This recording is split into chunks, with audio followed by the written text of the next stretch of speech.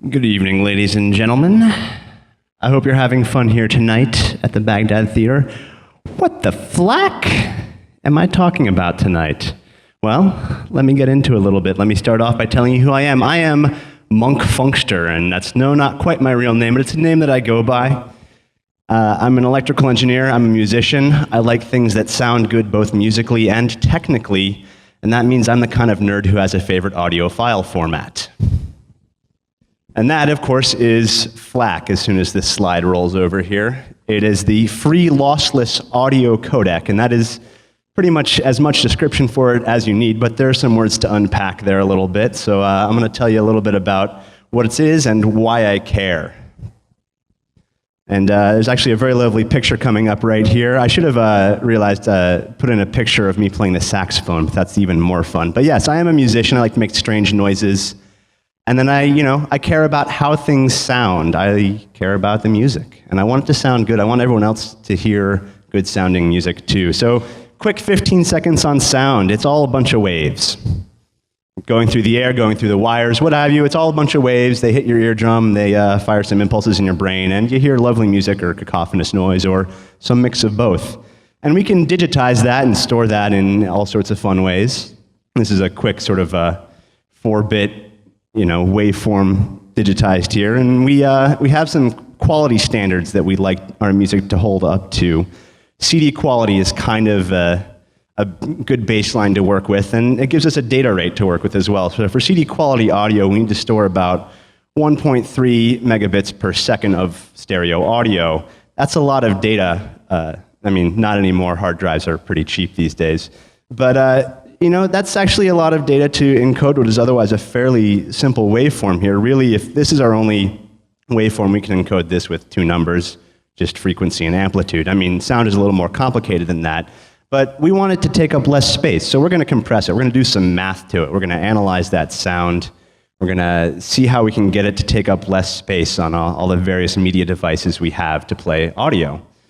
The standard, of course, for this is MP3 and a lot of other lossy compression formats. And so we analyze the waveform. You'll see here the waveform in time over in the blue, and in the green you have what's called the frequency domain analysis of it. And that allows us to have the sound take up less data. And of course, MP3 is ubiquitous, right? MP3 is everywhere. Anything plays MP3 ever. But if you ask me, it doesn't sound too good. And actually, there's some numbers that back me up on that. Some people put together a study of sound called the Perceptual Evaluation of Audio Quality and have analyzed various sound file formats, including MP3 and OGG and FLAC and a whole bunch of others. And I've come up with some pretty compelling data that, if I had more than 5 minutes, I could really get into a little bit. But so MP3 compresses audio, so does the OGG Vorbis format. The OGG Vorbis format has the advantage of being open source and free. MP3 is not so much, which is my other beef with it, aside from sound quality issues. But let's talk about lossless audio for a second, because lossless audio is about doing different math to it. With the MP3, we encode the audio, but it's a lossy file format. We lose some data. We lose some sound quality. With a lossless file format, we use a different encoding scheme, and this is just a Huffman tree, which is one of many ways to losslessly encode data. With the FLAC file format, we achieve about 53% compression, which is, much more data than an MP3, but much less than CD quality standard wave audio. And being lossless, it preserves everything. When you decode that audio, it's as good as the original, and it's free. It's open source. It's out there for everyone to use always. You can run it on anything, and it's becoming more ubiquitous as well. Android phones, I think, after 4.0 support it, and there are a lot of great, wonderful open source sound players out there that play FLAC as well. So FLAC, the free lossless audio codec, it's good quality audio, much better than MP3s, and certainly much better than low bitrate MP3s. We've all had the joy of a 56K bit MP3 stream at some point in time, I'm sure.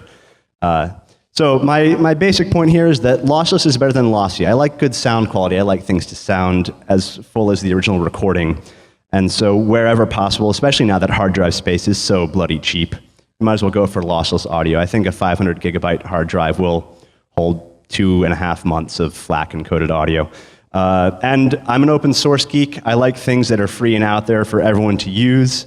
I want us all to use these wonderful open source things and keep that love going. So that's what I had to say about that. I hope you enjoyed this. Thank you very much.